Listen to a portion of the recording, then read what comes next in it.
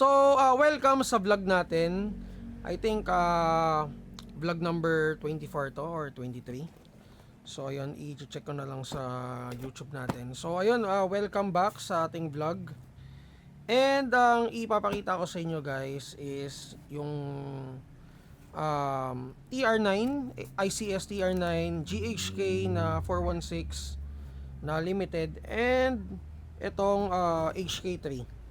So, ayun. Unahin ko na to kasi ayun, naganda ako ng mga ng mga kodiko ko para hindi ko sila makalimutan. So, ito in-upload natin. Actually, meron na tayo nito last month. So, ito yung HK3 na G34. Pakita ko muna sa inyo yung unit. So, ayun guys. Ito yung color bronze. Then ito yung kabilang side. Ayan. Then ito yung color black.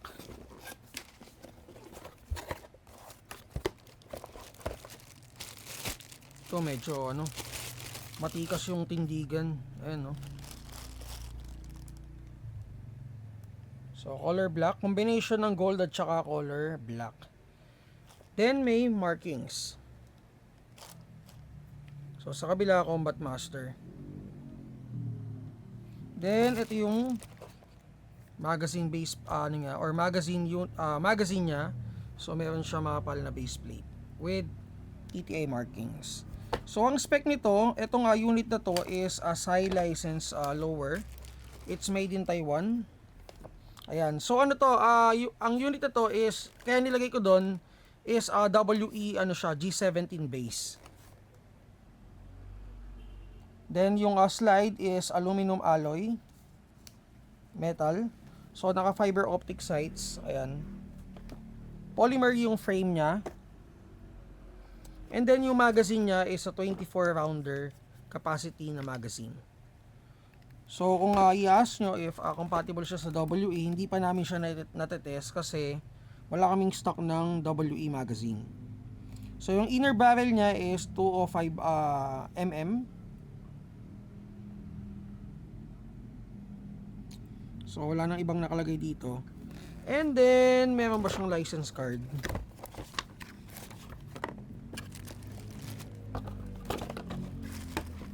Ayun. So ito yung hinahanap ko kahapon. So ngayon ko lang nakita kasi nakalagay siya dun sa spec na may license card siya. Ayan. So ayan guys, license unit to. EMG Salient Arms. Okay, so ngayon naka-sale shot. Check nyo na lang sa natin sa Google Drive natin under new arrivals. So i-chrono check natin. Palagay ng ng bala. By the way, pakita ko muna sa inyo yung mga detalye ng unit. Ito na lang, siguro ito na lang. Kasi mas magandang hindi, ito na lang test natin. Kasi guys, yung ito, mas nakikita nyo to. Itong gold. So, meron dyang S markings, yung salient R markings. Then, meron ding markings dito. So, magkaiba ba?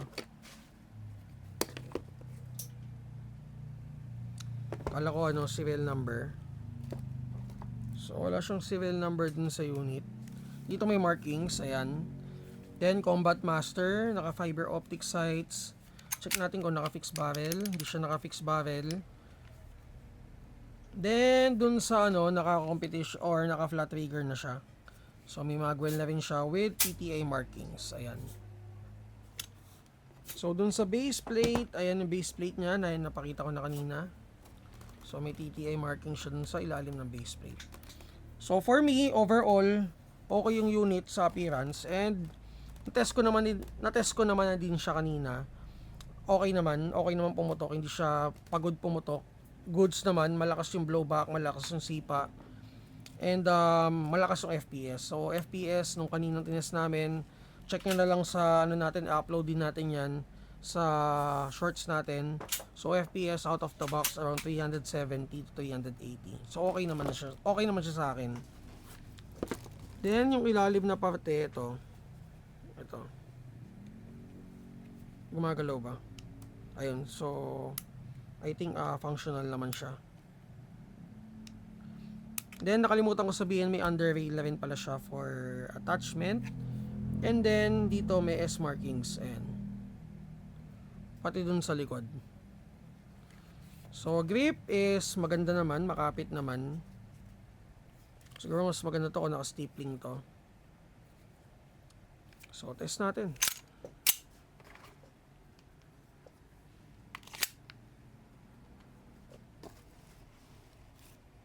Ito. So guys, check nyo na lang kung ilang FPS ang ilalabas niya. Wala. Ayan. 407, di ba? Lakas. So ang ginamit mo ano? 14. So ayan, 14 ang ginamit niya, 407 FPS.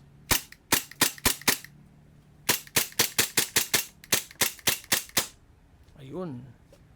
So again, maganda yung putok niya. Hindi siya pagod. Malakas yung sipa. And malakas yung FPS. So 14 kg, yun binigay sa atin is 407 FPS.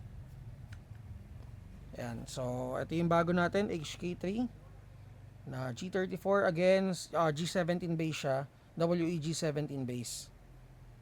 And naka-sale siya. So check nyo na lang sa ano natin, Google Drive natin under June arrivals. Okay? So ayun, next unit tayo. Kunin mo na lang to doon. So ang next unit natin is the GHK na lang. Ito, kasi ito naman yung katabi ko. Okay guys, so before ang dumating sa atin is the color black deluxe edition. So ito, so nakalagay sa pinag-checkan ko ng ano ng spec is ano siya, limited. Ayan guys, naka Cerakote na rin siya. So Umarex by GHK. Ayan, so para sa akin yung colorway is sobrang ganda.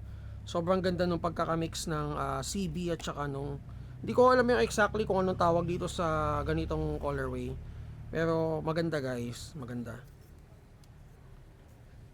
Ayan, so complete license markings.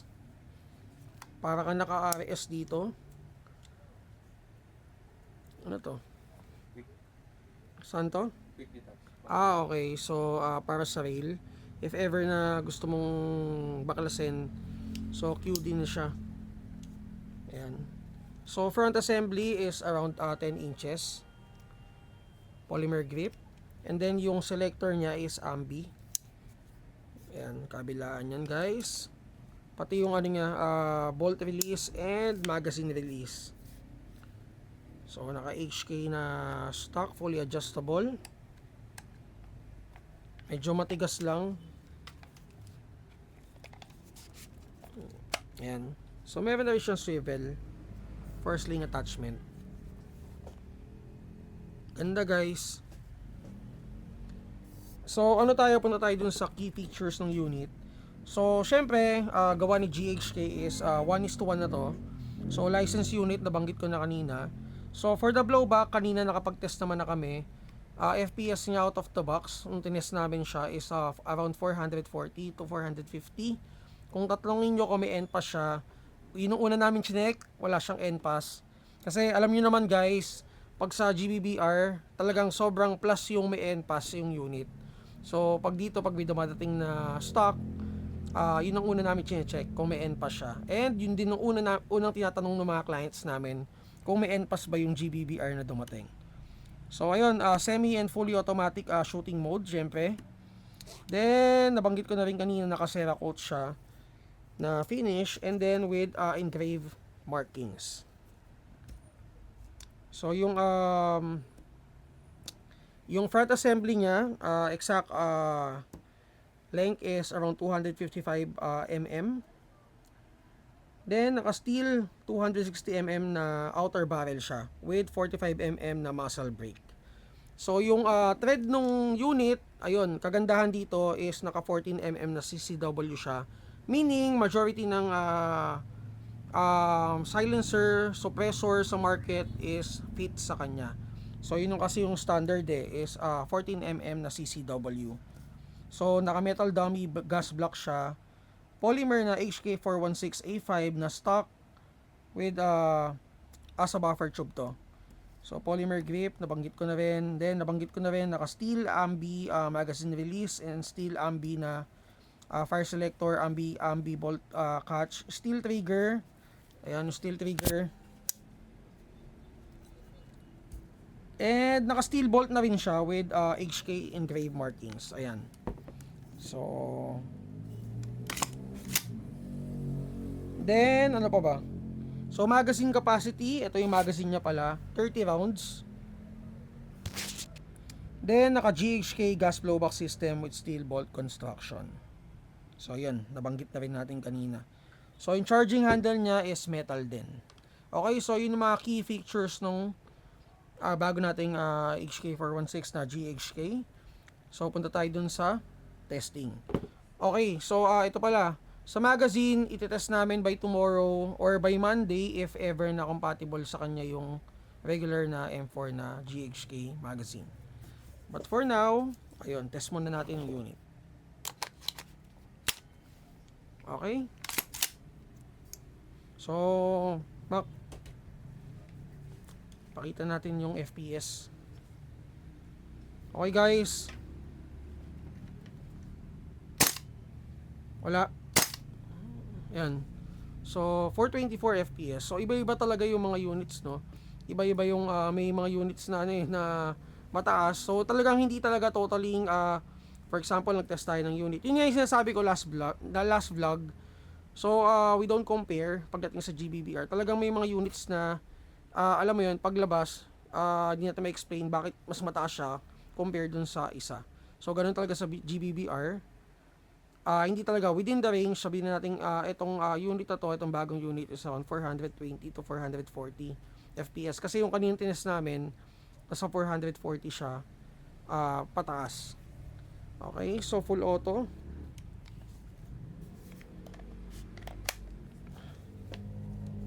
Yan guys.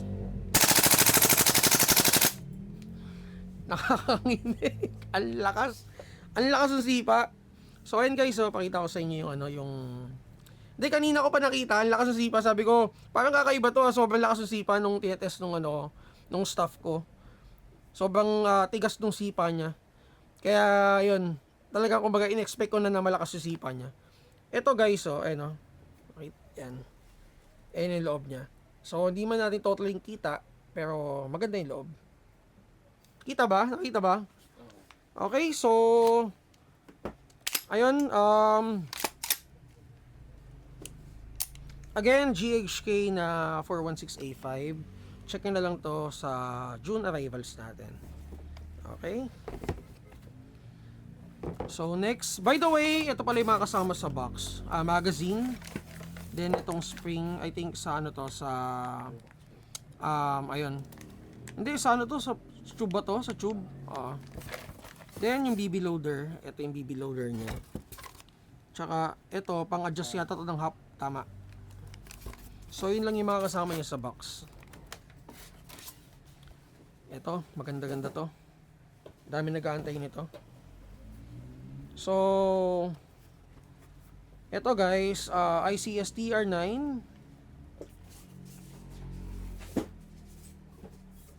So ano siya collaboration with EMG. So EMG license TTI.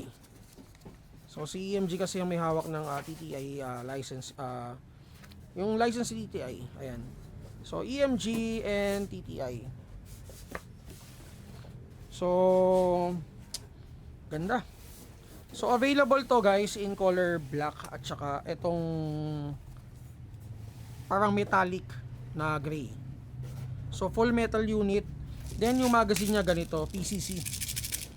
So, key features, yun nga, EMG license, TTI siya, TR9. Then with markings, engraved markings. Pati dito. Then, naka BCM ano siya, mod 1 stock. Ito guys. So, aftermarket na BCM, meron tayong available. Pero syempre, ito, iba to kasi license to. So, iba yung texture nito, iba yung quality. Then, naka R-style na charging handle. Ito. Then, naka vertical na 20 degree na grip. Ito yan guys. So, naka master modes na half tensioner knob. So, sa loob na yon, sa loob na ng ano yon, ng half assembly. Then, naka MOSFET. Then, naka DINS plug na siya. May battery na ba to? So, naka-DINS plug na siya. And then, ano siya, EBB system. Mamaya makikita natin yan. And then, naka-short stroke trigger. Yan guys, so kita nyo naman yung trigger nyo. Diba? Ganda ng response. Then, naka-adjustable na high trigger pad.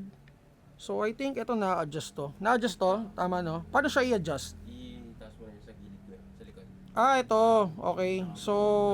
So guys, pag mataas, Medyo ano lang, medyo soft ano siya. Soft touch siya. And then pag pinakamababa, yun na yung normal. okay. So normal pa to. And then ICS na split gearbox, reinforced na yan guys. And then naka quick spring guide design. So yung palitan ng spring mabilis na lang dun sa likod. And then naka one piece metal hub chamber siya. Ayan. With rotary type. Okay, so yung mag wheel niya, ayan guys, with TTI markings. Ano pa bang i-add ko? So ambi yung ano, selector. Ito ano to? Wala.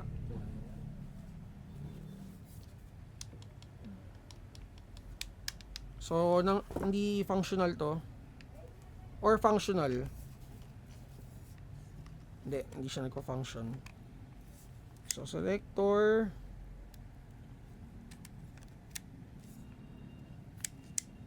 Okay. So vertical 20 degree.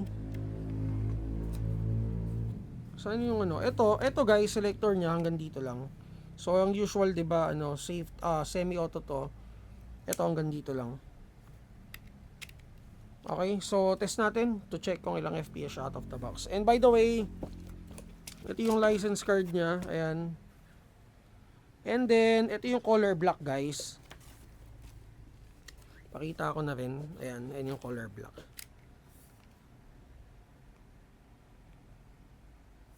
And then yung flash hider niya pala ito. Ayan guys. Tapos bigla ako napindot, no? Basag ang cellphone. Okay. So, ayun, check natin kung ilang FPS out of the box. So, available magazine is mid cap at saka high cap. Pero itong kasama niya out of the box is high cap magazine. So, pormahan, ganito yung itsura niya pag nakapasok yung magazine. Ayan. Iba yung dating nung ganitong colorway. Ang ganda. So, test natin.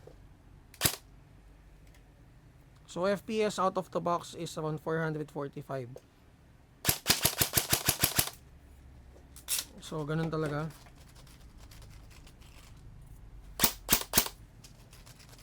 Parang may nangyari yata dun sa ano. Teka. Check natin. Parang medyo nag-loosen yung ano eh.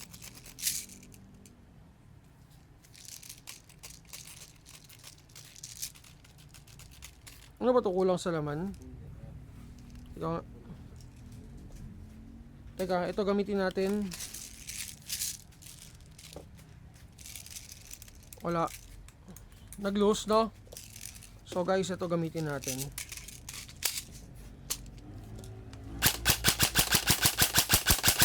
Full auto.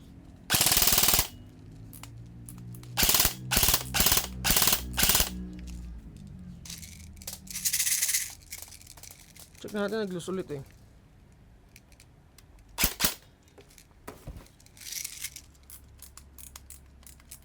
Hindi. Talagang kailangan kamutin talaga.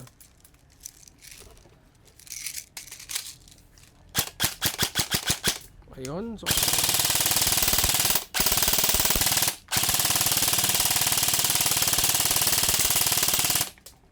ganda. Okay guys, so again, this one is the TR9 by ICS. So license unit. Available na sa atin. So available in color black at saka itong ganitong colorway. So ito, pasilip ko ulit yung color black. Ayan guys, hindi na natin siya i-test kasi same lang naman. By the way, yung top rail niya pala ganito.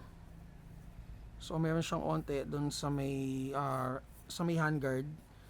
And ito guys, TTI markings dito.